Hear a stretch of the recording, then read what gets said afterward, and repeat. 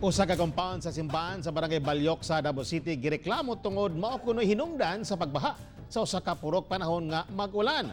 Aniya ang atong balitang barangay. Kuha kini sa usa sa mga residente sa Goldland Subdivision nga wala na nagpaila pa.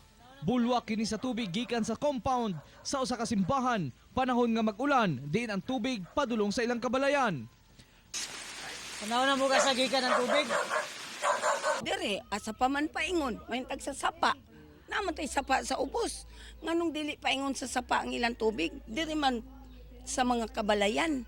Gipatawag na sa barangay ang caretaker sa compound sa simbahan ug nagkasabot na sa milabang tuig pa apan wala gayud natuman nga ayuhon ang ilang drainage. Ipatawag na mo ni si Mr. Solis, unya wala man nakani ang caretaker na nakani.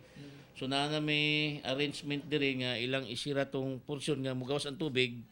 Nagatuan na mo atong mga naging semana, wa gyapon nila gisira. Nahinabi sa One Mindanao ang caretaker sa maong simbahan o gipasalig nga ayuhon na nila ang maong suliran. Panhangan og tao da, ipanhangan og ipa-close dito. Pero dili buot kap. Dili lagi. O katulang kuan. O patarbaho ito, patanggal ko tong gate. Ano lang. So aksyon na, aksyon na. Luyo pa man niini, ipaabot gyapon sa barangay ngato sa city engineers ang problema aron ma-inspeksyon ang lugar. Iadto na ko sa city engineers pa inspection ako dito.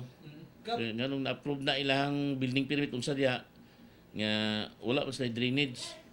Kauban si Melchor Awing sa kamera, ako si Real Soroche para sa One Mindanao.